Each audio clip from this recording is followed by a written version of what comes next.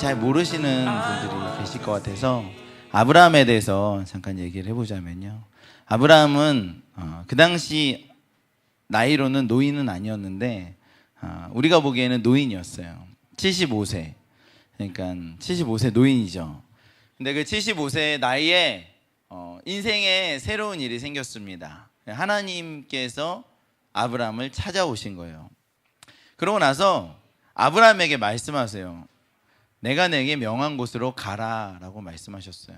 그 아브라함의 인생에 아주 놀라운 그 충격적인 사건이에요. 하나님께서 우리 인생에 그렇게 찾아오시게 될 줄 믿습니다.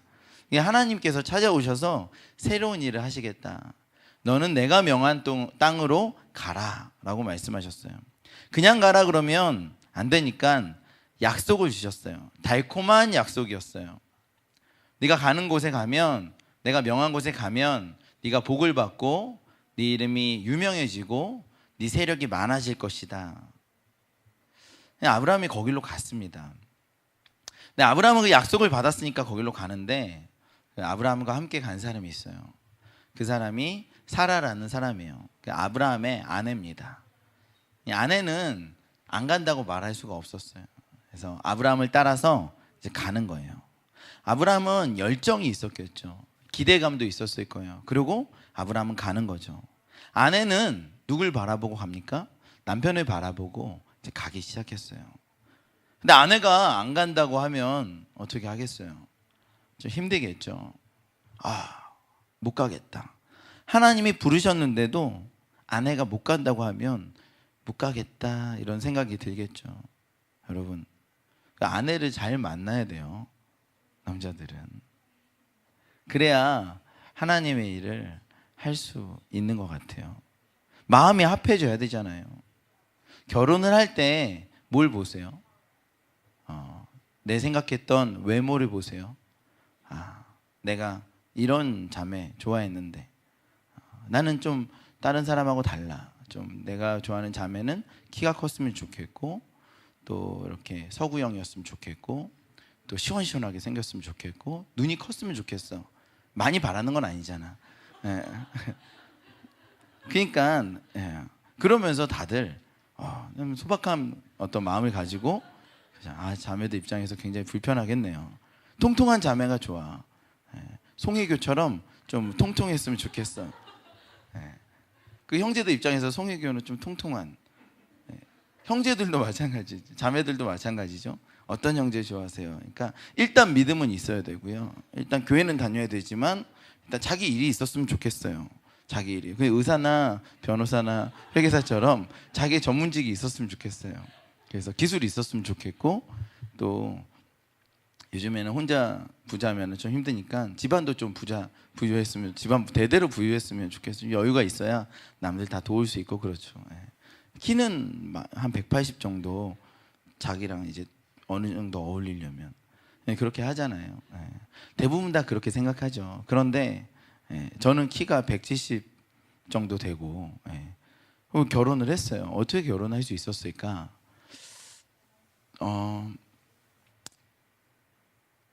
결혼을 할 때는 두 가지로 결혼을 해요. 하나는 뭐냐면 이루 말할 것도 없이 사랑이죠.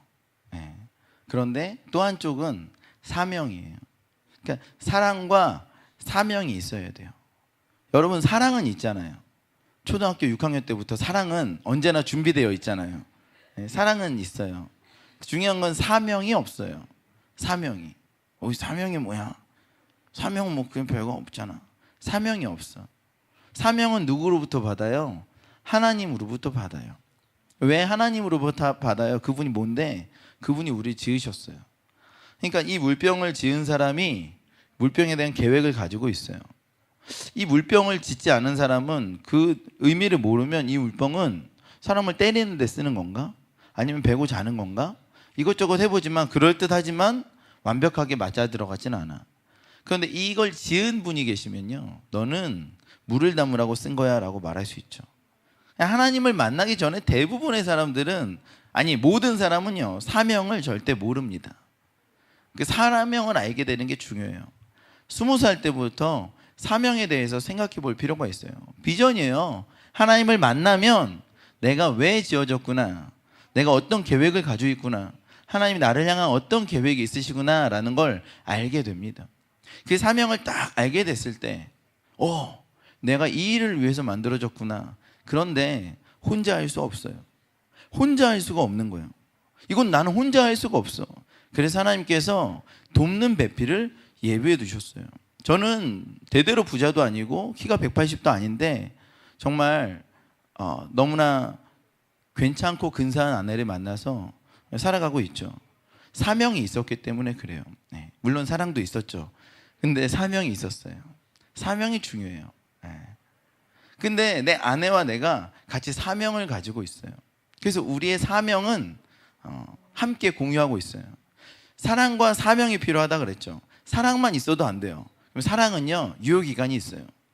계속 사랑하면서 살고 싶지만 인간은 그러질 못해요. 근데 우리 둘이 해야 되는 일이 있어요. 그 우리 둘만이 이뤄낼 수 있는 일이야. 나와 내 아내만이 이뤄낼 수 있는 그 사명이 있어요. 그래서 내 아내는 너무나 소중하고 중요한 존재죠. 그 아내가 없으면 내가 살아있는 이유와 그 목적을 이뤄낼 수가 없어요. 너무나 중요합니다. 그래서 아내와 사랑을 지켜가고 갖고 가는 거죠. 여러분, 사랑은 지켜가고 가꾸고 섬겨야지 사랑이 지켜내져요. 사랑을 툭 던져놓고 마음대로 막 던져놓으면요, 사랑은 금방 사라져버려요. 사랑을 지켜내는 거예요. 사랑을 가꾸는 거라. 왜?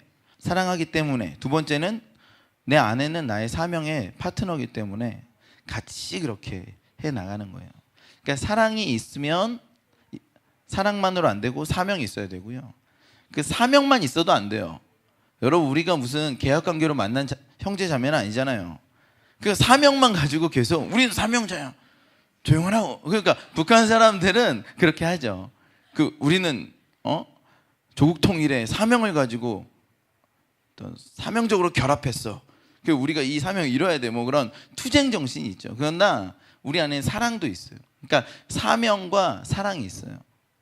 여러분도 사명과 사랑이 맞는 분을 만나시길 예수님 축원합니다. 그런 분들이 있어요. 지금 예비되어 있는 줄 믿습니다. 여러분 인생 가운데 여러분이 정말 결혼하기 싫고 나는 독신의 은사가 아니면 여러분 함께 사랑과 사명을 나눌 사람들이 예비되어 있는 줄 믿습니다. 그분을 만나시기를 예수님을 축원합니다. 이 아브라함에게는 그분이 사라였어요. 그러니까 얼마나 좋겠어요. 하나님이 부르셔서 거길로 가는데 뭐 이런 방법 없이 사명이 맞았어요. 그래서 아내와 함께 그 길을 걸어갔어요. 굉장히 멀게 걸어갔어요. 갈대아 우르에서 저기 가나안까지 걸어갔어요. 갈대아 우르는 지금의 뉴욕 같은 곳이에요. 아주 화려하고 발전된 곳이고, 이 가나안은 비교적 허름한 곳이에요. 네, 허름한 곳. 그러니까 거기까지 걸어가는데 많은 시간이 걸리고 많은 고민이 있었겠지만 아브라함과 사라는 그 길을 걸어갔어요. 그리고 거기서 하나님 나라를 세워가고 있었어요. 근데 오늘 아브라함에게 슬픈 일이 찾아왔습니다. 그 뭐냐 하면 사라의 죽음이었어요. 사라가 세상을 떠난 거예요. 얼마나 충격적이고 힘들었을까. 여러분 생각해 보세요. 그렇게 사명과 사랑을 놔두던 파트너가 세상을 떠났다고 해보세요. 그 빈자리 누구도 채울 수가 없죠. 그 빈자리 누구도 채울 수가 없어요. 부모를 잃으면 과거를 잃었다, 자식을 잃으면 미래를 잃었다라고 하는데 아내를 잃으면 현재를 잃어버린 거예요. 나라는 존재에 대한 정체성을 찾을 수가 없을 정도로 현재를 잃어버렸어요. 아브라함이 얼마나 힘들었을까, 괴로웠을까, 고통스러웠을까라는 생각을 해보게 돼요. 아브라함이 슬퍼서 애도하고 눈물 흘리며 자신의 존재에 대한 방법과 길을 찾아볼 수 없겠죠. 여러분, 아브라함에게는요 두 가지 약속이 있었어요. 그 두 가지 크게 보면요 두 가지인데, 하나는 뭐냐면 큰 민족을 이루는 거였어요. 큰 민족을. 두 번째는 뭐겠어요? 지금 아브라함이 살고 있는 가나안 땅을 정복하고 소유하는 것이요. 그러니까 두 가지 사명이 있는데, 하나는 큰 민족을 이루는 것, 또 하나는 이 땅을 소유하게 되는 것. 이게 크게 보면 아브라함에게 주어진 두 가지 약속이었어요. 하나님께서 아브라함을 통해서 이루시겠다는 아브라함에게 주신 사명이자 그 인생의 목표였어요. 그게 있었어요. 그 약속을 함께 이뤄가는 거야, 사라랑. 그런데 사라가 죽으니까 얼마나 충격적이고 힘들겠습니까? 사실 여러분 아는 사람만 아는 거지만 이 창세기 23장의 아브라함은요 거의 완성형이에요. 12장, 13장, 14장에 나오는 아브라함은요 혈기왕성한, 아주 단련되지 않고 연단되지 않고 훈련되지 않은 그냥 비전밖에 없는 사람이었지만, 이제 23장, 24장, 25장에 나오는 아브라함은요 아주 노련하고 훈련된 사람이에요. 하나님 앞에 다두어진 거죠. 저기 강가에 가면 막 이렇게 거친 돌이 있죠. 그 돌 같은 사람도 있고, 또 이쪽에 보면 수천 년 동안 다듬어져서 맹글맹글해진 돌멩이가 있죠. 그렇게 맹글맹글하게 다듬어진 사람이 아브라함이었어요. 그 아브라함이 이 상황을 잘 극복하며 해결해 나가는 장면을 우리 볼 수 있어요. 아내가 죽었고, 아내가 이제 천국에 갔고, 자기 혼자 남았는데 이 문제를 굉장히 비통하고 슬픈데 어떻게 할 것인가 슬픔에 찬 아브라함이요, 그 지역이 햇사람이라는 사람들이 사는 곳인데 거기에 사람들을 찾아갑니다. 그러고 나서 이야기를 해요. 이 지역을 제가 좀 사고 싶습니다. 도와주세요라 그래요. 도움이 필요해요, 여러분. 그 전쟁 시대에 고대 근동에서 지역을 내가 돈 주고 사겠다, 그거는 약간 선전포고에 가까워요. 그러니까 다 전쟁에서 이겨가지고 땅을 얻는 거거든. 그런데 어쨌든 내가 이 땅에 어느 정도를 소유하겠다라고 의지를 보이는 건 굉장히 위험한 일이에요, 여러분. 그 죽임을 당할 수 있어요. 그 자기가 여기는 전쟁에서 빼앗긴 땅이고 햇사람이 장악한 땅인데 어쨌든 간에 여기 얹혀 사는 게 아니라 내가 어느 정도라도 좀 소유하겠다 이렇게 말하면요, 햇사람들이 네 저희가 뭐냐라고 말할 수 있죠. 네 속셈이 뭐냐라고 물어볼 수 있죠. 그러니까 이 주인한테 말하기 전에 햇사람들, 좀 친한 사람들한테 가서 부탁을 합니다. 이거 좀 도와달라고. 그러니까 햇사람들이 그 햇족속 중에 이 지역의 땅의 주인, 그 에블론이라는 사람, 그 사람을 이렇게 소개해 줍니다. 에블론이 얘기를 하는 거예요. 그냥 쓰세요. 그냥. 아유, 뭘 이렇게 또 살려고 그래. 그냥 쓰세요. 그러니까 하나님께 인정을 받았고 축복을 받아서 아브라함의 위상이 존중을 받고 존경을 많이 받았어요. 그래서 막대할 수는 없고요. 그렇다고 돈 주고 이 지역을 팔 수는 없어요. 그러니까 그냥 쓰세요. 저기 제일 좋은데 거기 쓰세요. 왜 쓰려고 그래요? 아브라함이 제 아내 죽은 자의 매장을 위해서 땅을 좀 사기를 원합니다. 굉장히 절제되어 있고요, 굉장히 조심스럽게 아브라함이 일을 진행하는데 그 사람도요 조심스럽고 절제되어 있게 그냥 쓰세요. 파는 건 좀 무리고요, 그냥 쓰세요. 쓰고 싶은데 아무 데나 쓰세요. 계속 빌려드릴 테니까 마음대로 쓰세요. 그런데 소유는 좀 곤란합니다. 그런 뉘앙스가 담겨져 있어요. 그러니까 아브라함이 아니요, 제가 소유하고 싶습니다. 그게 얼마라도 제가 소유하고 싶습니다라고 소유권을 조심스럽게 표현해요. 왜? 죽을 수 있어요. 여러분, 이 햇족속이요 굉장히 그 유명한 족속이에요. 밝혀진 지가 한 150년, 200년밖에 안 돼요. 그 전까지는 이 지역의 관장자, 이 지역에 장악한 족속이 누군지를 몰랐어요. 근데 한 150년 전인가 200년 제가 다큐멘터리 봤는데 그때 밝혀졌대요. 이 지역을 잡고 있는 세력이 누구냐? 히타이트족이다. 그 히타이트족이 햇족속이거든요. 굉장히 강력한 족속이에요. 철기 문화를 바탕으로. 여러분, 학자들은 애굽보다 더 강력한 민족으로 보고 있어요. 햇족속을, 히타이트 민족을. 그러니까 이 히타이트 민족이 강력하거든요. 나중에 우리아도 햇족속 장군이고요. 또 에서도 이방 민족들에게 딸을, 그 와이프를, 아내를 얻잖아요. 거기 2명 다 햇족속 사람들이에요.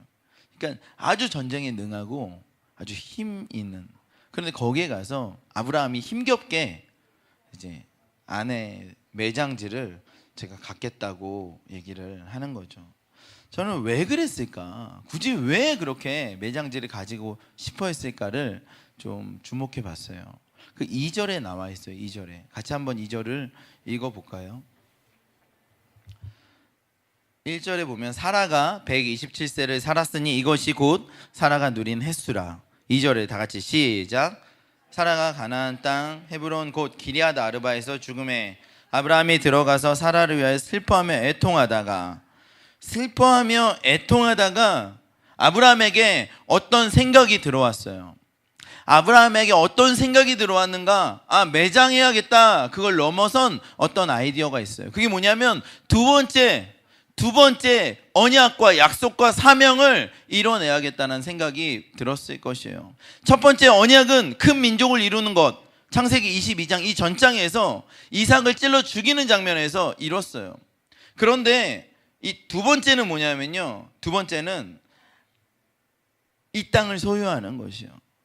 아내의 죽음을 빌미로 이 땅을 소유해야겠다라는 생각이 들었을 것이에요. 이 땅을 소유하는 일이 자신의 사명이라, 그리고 아내의 사명이에요.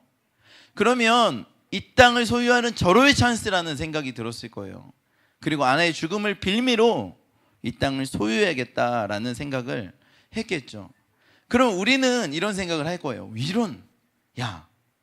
장래가 끝나지도 않았는데 아내가 천국까지 얼마 됐다고 그런 생각을 해. 근데 그렇지가 않아요.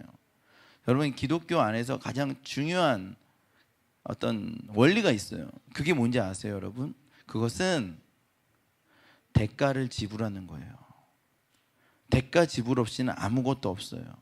아내의 죽음을 빌미로 했다는 것이 아니라 사실은 아내의 죽음을 대가로 치르고 이 지역을 얻어내겠다는 생각이에요. 아내의 죽음이 그냥 죽음이 아니라 대가로 지불되었다는 것을 알게 되었어요. 여러분, 이 아내와 남편의 사명이 있는데, 첫 번째는 큰 민족을 이루는 것이고, 두 번째는 이 땅을 소유하는 것인데, 아내와 함께 이 일을 이룰 수 있어요. 믿으십니까? 근데 아내가 마지막까지 이 죽음으로 이 사명을 이루고자 했다는 것을 깨달았어요. 그리고 이 죽음을 대가로 이 사명을 이루겠다는 의지가 있었어요. 이 의지가, 이것은 아내에 대한 최고의 예우가 아닐까. 아내와 우리가 함께 나눈 사명의 완성이 아내가 죽으면서도 원했던 것 아닐까. 절호의 찬스예요. 이걸 통해서 가능합니다. 그러니까 이 일을 시작한 거예요. 여러분, 아내와 아브라함의 절절한 사랑 안에는요, 사명이 있었던 거예요. 사명이. 여러분, 사실 그 큰 민족을 이루는데 시작이 있어요. 그것 뭐냐면 이삭이에요. 이삭. 근데 언제 났어요? 아브라함이 100살에 났어요. 사라는 99세에 났어요. 비전은 아브라함이 가졌고 아브라함이 유명해졌지만 그 뒤에서 수고한 건 누구냐면 사라예요. 99세에 아이를 진짜 낳는 건 사라라고요. 제가 얼마 전에 넷째를 출산했지만 제가 출산하는 게 아니라 아내가 출산하는 거예요. 진짜 수고하는 것은 그 모든 과정 안에서 그만큼이나 남편만큼이나 수고하는 게 아내인데요. 아내와 남편이 함께 사명을 이뤄간 거예요. 큰 민족을 이루는 일에서도 아내와 남편이 함께 큰 사명을 이뤘어요, 여러분. 얼마나 중요한지 몰라요. 여러분도 그런 사명이 있어요. 저는 결혼할 때 하나의 사명을 가지게 됐어요. 그게 뭐냐면 믿음의 명문 가정을 만드는 것. 믿음의 명문 가정 만드는 것이 제겐 지금도 사명이고 하나님께서 사명을 이루게 되실 줄 믿습니다. 여러분, 제가 아버지께 불만이 많았어요. 아버지, 저한테 해준 게 뭐가 있습니까? 아버지 일주일에 몇 번이나 술 드시고 젊으실 때 들어오시고 또 이런저런 일로 저한테 뭘 이렇게 좋은 거 보여주셨나요? 이런 불만이 많았어요. 그런데 기도하는데 어느 날 어떤 어른 남자분의 뒷모습을 이렇게 보게 하시더라고. 그래서 제가 그 기도 중에 이렇게 찾아가서 누구세요? 그랬는데 아버지인 거라. 아버지 뭐 하세요? 아버지가 기도하고 계신 거예요. 제 얘기도 듣지 못하고 기도하고 계세요. 그래서 아버지 무슨 기도하시나 들어봤는데 아버지가 어떤 기도하셨는가. 성모가 예수님 잘 믿고 기도 생활 잘할 수 있도록 겸손하도록 기도하고 계셨어요. 아버지가 나한테 뭘 해주셨는가 이렇게 불만할 때 아버지는 저에게 예수님을 전해주셨어요. 아니나 다를까 생각해 보건대 아버지는 저한테 주일 성수를 가르쳐 주셨어요. 어머니는 저한테 기도 생활을 가르쳐 주셨어요. 아버지가 같이 가족끼리 여행을 가잖아요. 그러면 큰아버지도 가시고 작은아버지도 가시고 뭐 고모도 가고 외할머니도 가고 저기 울진에 어디 영해 뭐 후포에 바닷가에 영덕에 놀러 가면 주일날 아침에 우리 가족만 딱 빠지는 거예요. 그리고 차 타고 이제 교회 가는 거예요. 그 지역의 교회에. 뭐 인터넷이 있어요, 뭐가 있어요. 근데 그 지역 교회 가서 예배 드리고 오는 거예요. 저는 그게 강렬하게 제 뇌리에 남았어요. 어딜 가나 예배 드리는 것이요. 단 한 번도 교회 빠진 적이 없었던 것 같아요. 고3 내내도 교회 빠진 적이 없어요. 고3 때 주일날 11시에 쪽집게 선생님을 모시고 우리 학원에서 내일 시험 문제에 대해서 다 가르쳐 준대요. 그리고 직접 강의를 듣는데 저 안 간다 그랬어요. 교회 가야 되니까. 여러분, 근데 제 의지로 그랬을까? 그거 아니라. 그거 어떻게 그런 거예요? 유산으로 받은 거예요. 유산으로 받았어요. 그거를 어렵지 않게 했어요. 주님께서 저에게 아버지를 통해서 유산으로 예수 그리스도를 주셨어요. 어려운 일이 있어요. 그러면 어머니 항상 새벽 기도나 아니면 집에서 골방에서 기도하셨어요. 그 장면을 늘 봤어요. 그러니까 저도 힘들면 기도하는 거예요. 아버지가 힘드시면 기도원에 올라갔어요. 그래서 저 대학생 때도 혼자 힘들면 기도원 올라갔어요. 혼자 기도하고 내려오는 거예요. 그러니까 저한테는 그게 유산이었어요. 여러분, 유산은 힘들게 받지는 않잖아요. 유산은 그냥 무료로 받는 거잖아요. 저는 예수님과 기도를 힘들게 안 받았어요. 그냥 유산으로 받았어요. 제 아들한테 뭘 전해줄까? 첫 번째는 예수를 전해줬어요. 두 번째는 기도하는 걸 전해줬어요. 근데 이건 힘들지 않았어요. 유산이니까. 근데 이것만 나눠주면 안 돼요. 부모님도 예수님과 기도를 그분 안에서 만들어서 나눠주셨어요. 우리 할아버지 예수님 안 믿는 분이세요. 그런데 아버지께서 예수님을 믿으시고 힘겹게 믿으시고 우리 가운데 힘겹게 전해주셨어요. 그래서 제가 쉽게 받았어요. 그래서 제가 아들한테 뭘 전해줘야 돼요. 저는 아들한테 선교를 전해주려고 그래요. 힘겹게. 우리 부모님은 선교는 안 하세요. 그래서 제가 하나님 주셨어요. 그거를 전해주면 제 아들은 적어도 예수, 기도, 선교는 자동으로 하는 거예요. 유선으로 받으면 쉬운 거예요. 그냥 자동으로 하는 거예요. 자동으로. 근데 제 아들은 그걸 하겠죠. 여러분, 그 아들이 그 세 개만 하면 안 되고 하나 더 만들어야지. 지가 적어도 하나는. 그러면은 이제 네 개를 만들어. 자기가 예수님도 믿고 기도 생활도 하고 선교도 하는데, 야, 성품이 좀 좋게 하자. 우리 형 아버지는 성품이 좀 부족했는데 나는 그래도 좋은 성품으로 해야겠다. 그럼 자기 그거 하나 더 어태치 하겠지. 그래서 애대해가지고 4개가 됐어. 그럼 그 아들한테는 4개를 넘겨주는 거라. 그럼 제가 자녀를 넷 낳았죠. 저희 와이프에게는 다자녀의 유업이 있었어요. 그래서 넷 낳는 게 힘들지가 않았어요. 그냥 낳나 보다. 그 유업으로 받은 거예요. 네. 그럼 우리 자식도 이렇게 생각하겠죠. 아, 이거는 유업이야. 원래 문화야. 보고 배운 거라. 넷 낳아야지. 많이 낳는 거면 5 낳아야지. 그러면 제 자녀의 자녀들은요, 4시 5이 되면 20명이 돼요. 20명이 어떤 지체들이냐? 예수, 기도, 그리고 선교, 그리고 뭐 성품, 뭐 이래가지고 한 5개를 그 한 20명이서 5개를 이렇게 받았어. 유서분. 태어날 때부터 5개가 있어. 4개. 여러분, 그 하나 얻기도 되게 힘들잖아요. 예? 예수 믿기도, 예수 안 믿다가 1세대로 난 예수만 겨우 믿었어. 이런 사람들 힘들잖아요. 5개 무료로 받았어요. 그냥. 그리고 더 붙여요.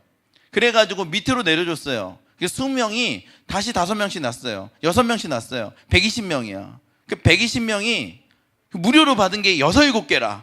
예수와 기도와 성품과 선교와 헌신과 은혜와 뭐 이런 게 한번 그냥 유산으로 받았어.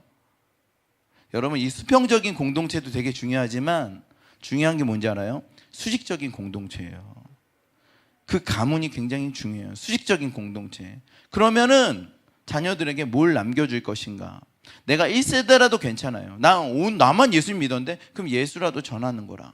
그럼 그 아이가 예수만 받겠어요? 예수 말고 지가 붙여서 이제 4대만 되면 5대만 되면요 120명의 그 유업을 가진 지체들이 있다면 그 120명 중에 하나님 나라를 세울 수 있는 사람들이 나와요.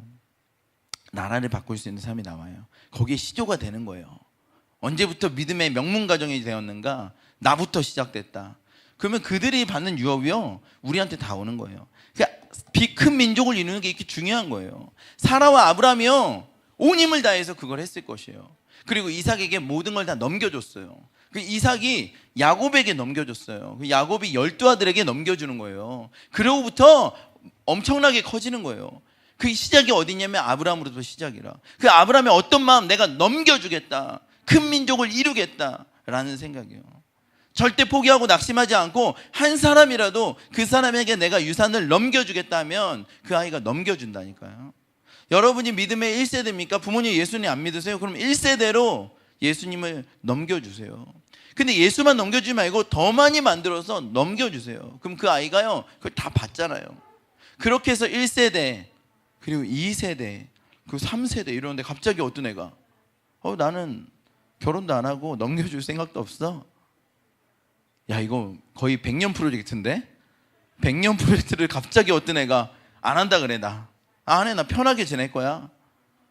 귀찮게 뭐 애를 낳고 그래. 그리고 뭘 넘겨줘. 아니, 하나님 얼마나 안타까우시겠어요. 아니 100년 프로젝트라고 계속 기다리셨는데 어떻게 너 이럴 수가 있냐. 네 윗세대부터 몇 년 동안 세대를 걸쳐서 유업을 넘겼는데 한 명이요 아무것도 안 넘겨주겠대. 얼마나 심각한 겁니까? 여러분, 이게 얼마나 위험한 건지 몰라요. 하나님 얼마나 싫어하시는. 그러니까 우리가 결혼 안 하겠다, 자녀 안 갖겠다, 뭐 이런 거에 대한 중요성을 모른다. 이거 심각한 거예요. 근데 이 아브라함과 사라는 온 힘을 다해서 큰 민족을 이루는 사명을 감당했어요. 아니, 애 한 명 낳는 게 뭐 대단해? 그게 아니에요. 그건 자기의 의미가 어떤 의미인가 부여하는가가 중요한 문제예요.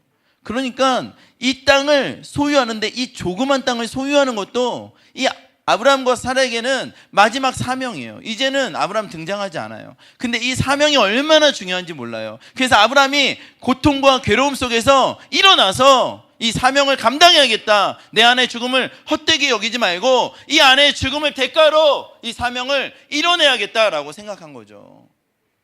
그래서 이 사명을 감당하기 위해서 조심스럽게 가서 이 땅을 이렇게 구입해요. 이 땅을 사는 걸 완료합니다. 여러분, 이 땅이요 헤브론이라는 곳이에요. 기럇 여야림, 기럇 아르바, 막벨라 이런 땅이에요. 얼마나 중요한지 몰라요. 다윗 왕이요 여기서 왕국을 만들기 시작해요. 다윗 왕의 왕 초기에 7년 동안 다스림이 여기 헤브론이에요. 갈렙이 유명한 말 있죠. 이 산지를 내게 주소서. 그 땅이요 헤브론이에요. 헤브론.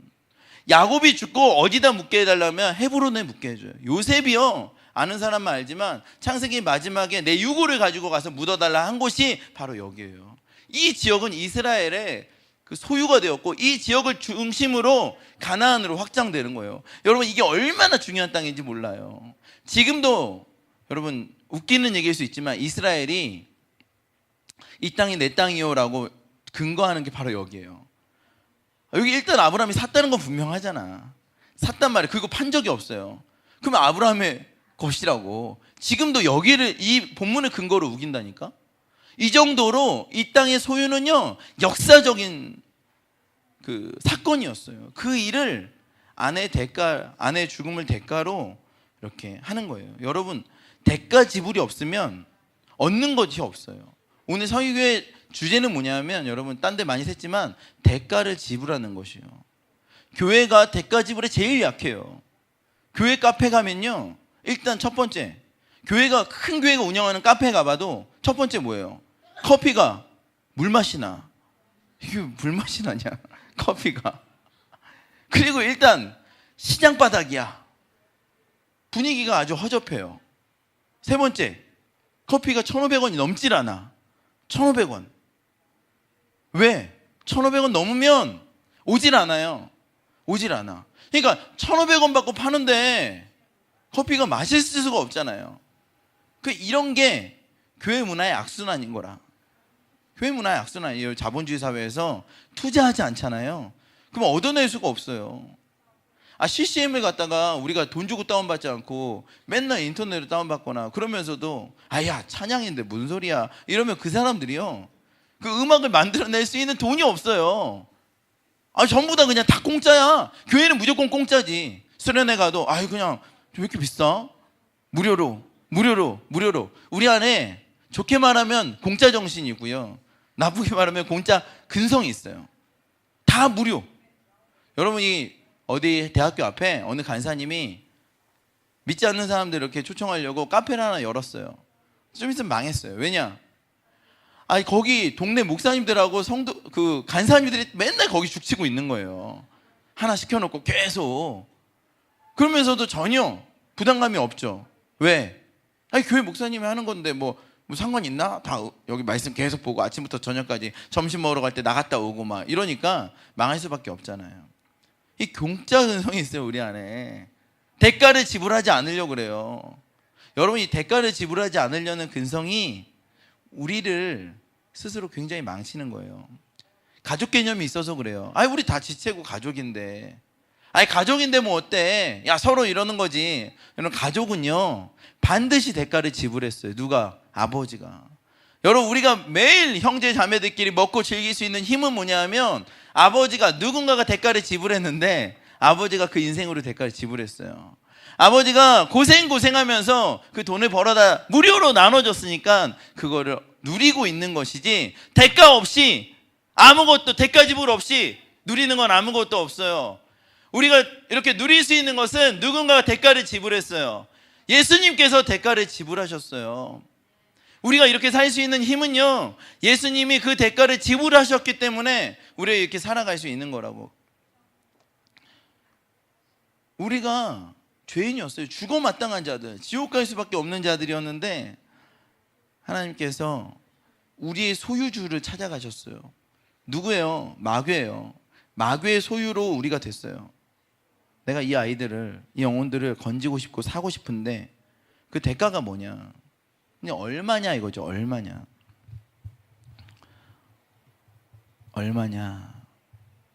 가격을 말씀드리겠습니다. 가격은 하나님의 생명입니다. 하나님의 목숨이에요. 그 생명, 자 여기 있습니다. 이 사망의 잔을 마시면 됩니다. 그러면 여기 있는 영혼들을 살 수 있습니다. 하나님이신 예수님께서 그 대가를 치르기 위해서 그 사망의 잔을 마시셨어요. 그리고 우리를 그의 피로 사셨어요. 여러분, 하나님 절대 공짜 근성이 없으세요. 대가를 지불하세요. 공의롭게 대가를 지불해야 우리의 소유가, 우리의 정체성이 하나님께 있다는 것이 지금 확증이 돼요. 안 그러면 어떻게 말해가지고 에이씨 가자 이러면요, 우리가 여기 있다 할지라도 우리는 그 하나님의 소유라고 말하기 어렵죠. 여러분, 우리가 그런 존재예요. 하나님께서 대가를 지불하시고 우리를 여기에 두셨어요. 그 대가 지불 생각이 없으면 하나님의 일을 할 수가 없어요. 근데 아브라함이 대가를 지불해야겠다는 생각을 한 것이죠. 대가 지불 없이는 아무것도 없어요. 선교에도 대가가 지불되어야 됩니다. 섬김도요, 대가가 지불돼야 돼요. 통일에도 대가가 지불돼야 돼요. 우리가 그 대가를 지불하지 않으면 우리가 얻을 수 있는 건 아무것도 없어요. 우리는 그냥 통일하면 좋겠다, 선교하면 좋겠다, 눈물과 하나님의 대가 치름 없이는 그 영혼을 할 수가 없어요. 대가를 치러야 되는 것이죠. 본문으로 돌아와서 그러니까 아브라함은 이 대가를 치르기 위해서 아내의 죽음을 대가로 지불하고 이 민족의 땅에 소유권을 산 거죠. 아브라함이 얼마나 긴밀하게 움직였는지 몰라요. 그리고 23장을 끝으로 아브라함은 더 이상 전면에 나서지 않고 후계자 준비만 합니다. 왜냐하면요, 아브라함의 사명이 끝났어요. 아브라함과 사라의 사명은 마지막에 사라의 죽음을 대가로 지불하고 끝났어요. 그렇게라도 대가를 지불하고 사명을 감당해야 되는 게 우리예요. 우리예요. 제가 올해 초에 태국 치앙마이 갔다 왔어요. 어떤 모임이 있어서 갔는데 여러 목사님들 사이에 오늘 이 모임을 섬기기 위해서 어떤 교회 형제들이 왔더라고. 근데 그 교회 형제 중에 한 명이 그런 얘기를 하더라고. 이런 데 자주 다녀요? 그랬더니 전 세계에 선교사들이 모이는 곳에 와서 돕고 또 자기도 단기 선교로 많은 지역을 갑니다. 그 형제가 디자인하는 형제였는데 시간 있을 때마다 선교를 나간대요. 그래서 선교를 한대. 결혼은 했어요? 그랬더니 결혼한 지 1년 됐어요 이러더라고. 한 8개월 됐어요 이러더라고. 얼굴이 참 곱상하게 생기고 착하게 생긴 그 형제였어요. 그 형제랑 밥 먹으면서 한 2-3시간 정도 계속 교제하고, 그 형제가 처음부터 선교를 알았던 건 아닌데 어느 교회에 놀러 가셔서 놀러 갔다가 그 교회에서 단기 선교 간다 그래서 놀러 가는 줄 알고 같이 갔다가 거기 가서 막 어린이 사역하고 막 이러면서 재미를 붙여서 그 이후부터 20살 때부터 계속 단기 선교를 다녔대요. 근데 그 형제가 올해 한 2달 전에 선교를 갔다가 고산병에 걸려서 폐혈증이 와서 그 자리에서 천국에 갔어요. 나랑 그렇게 2-3시간 동안 웃으면서 얘기하고 한번 우리 교회 놀러 오겠다고 했던 형제였는데 제가 그 소식을 한 달 정도 전에 들었어요. 먹먹한 거예요. 결혼한 지 1년밖에 되지 않은 형제가. 그리고 그렇게 밝고 예쁘장하게 생겼던 형제를 하나님께서 데려가셨어요. 어떤 사고라 그렇게 말할 수만은 없을 거예요. 하나님의 주권 안에 사람의 생사가 달려 있어요. 하나님께서 그 형제를 데려가셨을 때 마음이 많이 아팠어요. 무엇보다 그 교회 목사님이 마음이 많이 아프셨을 거예요. 그런데 그 교회 목사님이 대외적으로는 말할 수 없지만 심경을 말씀하셨는데, 내가 이 형제의 생명 대가, 이 피해의 대가를 그 민족에서 반드시 찾겠다 하면서 계속 선교하시겠다 그러셨어요. 여러분, 이런 상황이 힘들고 어렵죠. 근데 우리 안에는요 늘 그런 일들이 생겨요.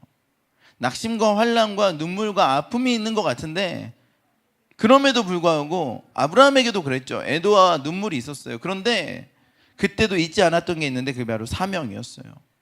그리고 이 사명을 이뤄내는 길로 이 일을 지불하고 사명을 이뤄내서 믿음의 아버지로, 믿음의 조상이까지 올라갔어요. 우리 인생 가운데 그런 대가 지불이 필요합니다. 우리의 생명을 대가로 지불하라는 얘기가 아니에요. 하나님이 그러라고 해도 그러지 않을 거예요 아마. 여러분의 인생에서 대가를 지불해야 돼요. 잠깐의 시간, 잠깐의 재정, 잠깐의 내 인생 대가로 지불하지 않으면 하나님의 영광을 볼 수가 없어요. 여러분 기억하세요. 여러분의 생명까지는 원하지도 않아요. 여러분의 시간들, 여러분의 삶을 대가로 지불하는 거예요. 우리가 힘들고 어려울 때 그때 보는 거죠. 돌파를 해내는 거죠. 대가를 치르는 것. 내가 이 대가를 치르겠다. 힘들고 어려운 순간이 있어요. 다 있잖아요. 근데 그것은 우리가 어떻게 규정하느냐에 따라서요. 그냥 힘들고 어려우니까 낙심하고 슬퍼하고 계속 그렇게 있자. 끝나는 거예요. 이 힘들고 어려운 시간들을 대가로 치러서 내가 뭔가를 얻어내겠다, 하나님의 사명을 이루겠다 그러면요 그 대가를 치러서 그 은혜를 얻어낼 수 있어요. 대가 지불을 기억하세요. 재정을 지불하는 것이요. 제가 재정 이야기를 다 못했는데, 여러분 이 은 400세겔을 아브라함이 대가로 딱 치릅니다. 그러고 나서 이 땅을 소유하는 것이에요. 이 땅은요 전 세계 어느 역사와 시대를 막론하고 가장 투자 가치가 있는 땅이에요. 은 400세겔을 투자해서 하나님 나라를 세우는 주춧돌이 되었어요. 그리고 그 땅에서 놀라운 일들이 역사적으로 계속 일어났고 하나님의 역사들이 나타났어요. 400세겔을 대가로 치를만 하겠죠. 여러분, 우리의 재정을 주님께 대가로 드리고, 우리의 삶을 주님께 대가로 드리고, 우리의 시간을 주님께 대가로 드리는 거예요. 내가 우리 과 친구 전도하고 싶어요. 그러면 대가를 치러야 돼요. 그 친구를 데리고 가서 밥을 사주는 거예요. 그러면 재정의 대가를 치르는 거죠. 5,000원. 그리고 그 친구랑 같이 밥 먹어주는 거예요. 밥을 먹었는데도 살이 찔 것 같은 대가를 치르고, 그리고 시간의 대가를 치르는 거죠. 여러분, 갑자기 긴장하지 마세요. 여러분의 생명을 대가로 치르라고는 안 합니다. 여러분의 작은 시간과 작은 재정을 대가로 치르면요, 영광스럽게 쓰이는 거예요. 한 영혼이 살아나는 거죠. 민족이 회복되는 거예요. 믿으십니까? 이거 뭐 한 영혼 살아나는 게 뭐가 중요해? 아니요. 여러분, 그건 시작에 불과해요. 이삭 한 명으로 큰 민족을 이루는 시작이었고요. 요 조그만 땅 하나로 놀라운 일들이 시작되는 거예요. 그러니까 그 작은 대가를, 여러분, 우리가 치를 수 있는 대가를 치르면요, 거기에 하나님께서 기름 부으시는데 놀랍습니다. 여러분, 기억하세요. 대가 치른 거 없이는 절대 열매 없어요. 대가를 치러내기를 예수님 축원합니다. 우리 홍대에 대가를 치러내십시다. 여러분이 있는 직장과 가정에 대가를 치러내시고요. 아이들을 키울 때 수고스럽고 힘들죠. 안 힘든 게 어디 있겠어요. 대가를 치러야죠. 그리고 통일한국을 위해서 대한민국이 대가를 치러야 되고, 열방 한중일의 연합을 위해서 대한민국이 대가를 치러야 됩니다. 하나님 앞에 서서 하나님, 이 대가 우리가 치르겠습니다 하면요, 하나님께서 우리의 대가 치름을 통해서, 작은 대가지만 그를 통해서 하나님 놀라운 역사에 이르실 줄 믿습니다. 함께 그걸 보게 될 줄 믿습니다.